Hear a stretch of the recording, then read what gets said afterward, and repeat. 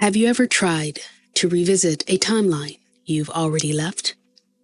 You may not realize a shift has happened until the moment you go back to old people, old places, or old versions of yourself, and something feels off.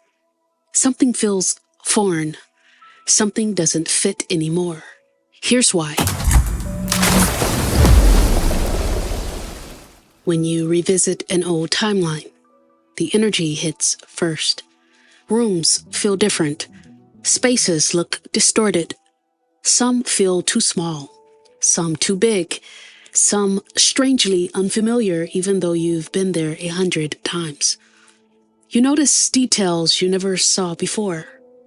You see the cracks in the walls, the heaviness in the air, the misalignment in the conversations. And suddenly, it's like you and the people you once loved are speaking two entirely different languages. This is because once your vibration accelerates, the old timeline can no longer hold the version of you that exists today. We grow out of the role we used to play there. We grow out of the identity that kept everyone comfortable. We grow out of the mask, the performative habits, the shrinking we had to do to belong. When your light expands, your presence starts to disrupt the spaces you once fit inside effortlessly, not maliciously, just energetically. Your new frequency exposes things that were hidden when you were smaller. It shakes patterns people depended on. It triggers the parts of them that haven't evolved yet. It reveals their stagnancy simply by existing in the room. This is why going back doesn't just feel wrong, it feels impossible.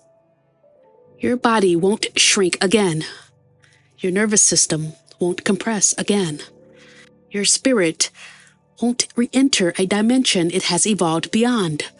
Sometimes you may feel nostalgic and believe you missed the old version of you. But when you sit with it honestly, what you truly miss is the stability, not the self. Because returning to the past would require you to dim your voice, mute your awareness, minimize your light, and pretend you don't see what you see now. And you can't go back to sleep after waking up. This is the message coming through for the collective. You're not disconnected. You're not acting strange. You're not losing your mind. You've simply outgrown the timeline you keep trying to revisit. And the emotional distance you feel, like two people talking from windows across a wide street.